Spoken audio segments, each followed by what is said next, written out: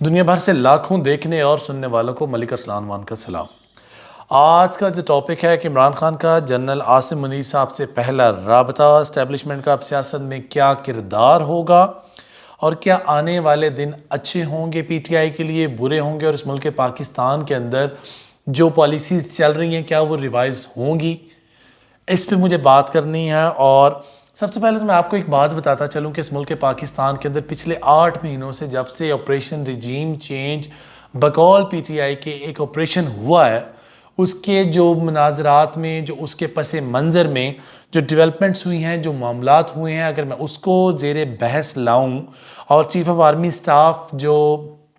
باجوہ صاحب جو موجودہ چیف آف آرمی سٹاف ہیں، ایک انہوں نے جو ریسنٹ اپنا بیان دیا جس کے اندر انہوں نے کلیئرلی بولا ہے کہ اب سے فوج نے مداخلت کرنا بند کر دی ہے سیاست کے اندر، سیاست کا اپنا رول ہوگا، فوج پاکستان کا اپنا رول ہوگا۔ دیکھیں کوئی ایسا بٹن نہیں ہے، کوئی ایسا ریموٹ نہیں ہے کہ آپ نے دبا دیا اور معاملات ختم ہو گئے۔ دیکھیں اس بات سے بہت زیادہ لوگ اتفاق کریں گے، منفی رائے رکھیں گے، مثبت رائے رکھیں گے، لیکن اسٹیبلشمنٹ کا رول سیاست کے اندر ہونا اور سڈنلی یہ کہہ دینا کہ اب سے سیاست کے اندر اسٹیبلشمنٹ کا کوئی رول نہیں ہوگا، تو یہ ماننے میں شاید اتنا کنوینئنٹ نہ ہو، اتنا آسان نہ ہو۔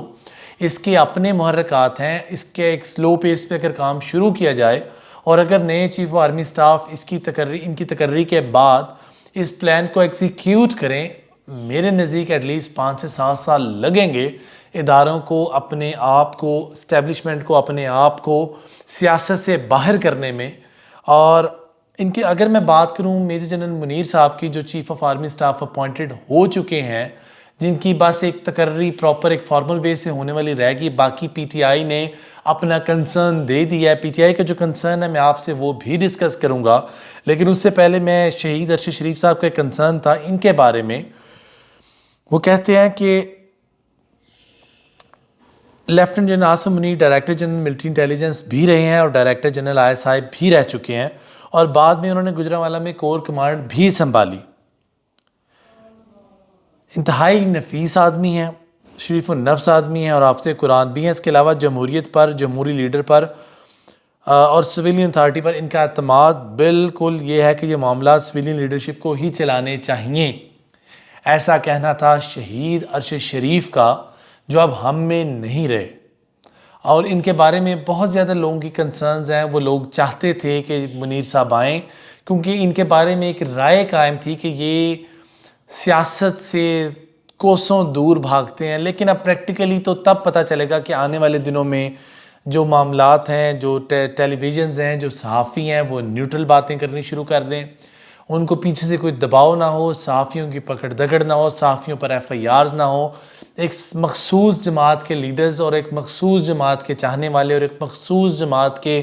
ایم این ایز اور ایم پی ایز پر پریشر نہ بلڈ ہو، پھر تو ماننے میں آتا ہے کہ یہ جو ہمارے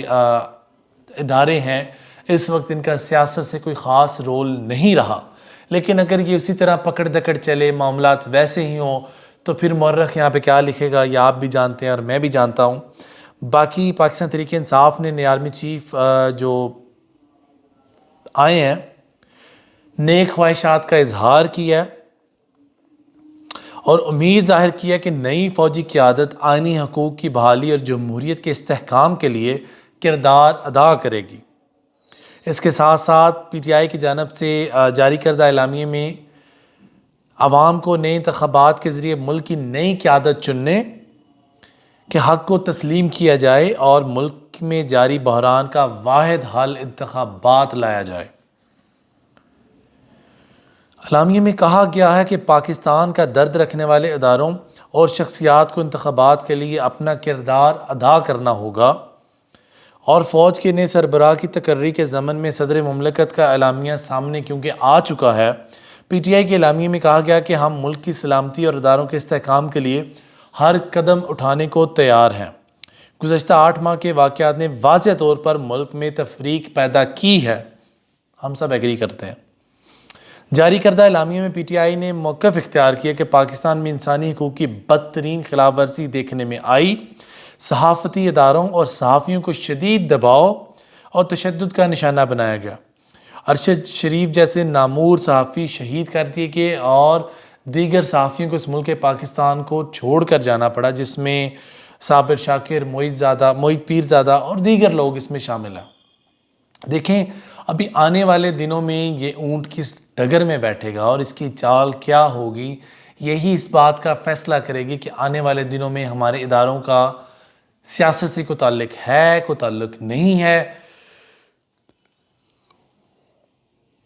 باقی جو نئے آرمی چیف آ رہے ہیں، جو ان کی تقرری ہے، یہ کس کے حق میں بہتر جاتی ہے؟ میں امید کرتا ہوں جمہوریت کے حق میں بہتر ہونی چاہیے،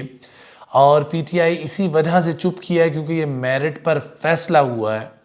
اور اگر پی ٹی آئی اس فیصلے سے متفق نہیں ہوتی فار ایگزامپل، تو میرے نزدیک اس میں کوئی برائی نہیں، کیونکہ یہ میرٹ کے ٹاپ 2 جنرلز ہیں اور اس میں کوئی بڑی بات نہیں ہے۔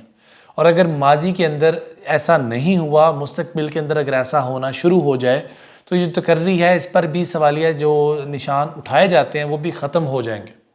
آج کی اس نشست میں مجھے آپ سے اتنا ہی بات کرنی ہے۔ میں نئے ویلاگ پر کام کر رہا ہوں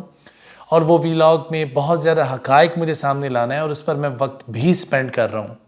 اب دیکھنا یہ ہے کہ آنے والے جو ویلاگ میں آپ سے کیا ڈسکس کروں گا، خبر کیا ہوگی، وہ جلد آپ کے سامنے آئے گی۔ ابھی کے لیے میں آپ سے اجازت چاہوں گا۔ فی امان اللہ، اللہ حافظ،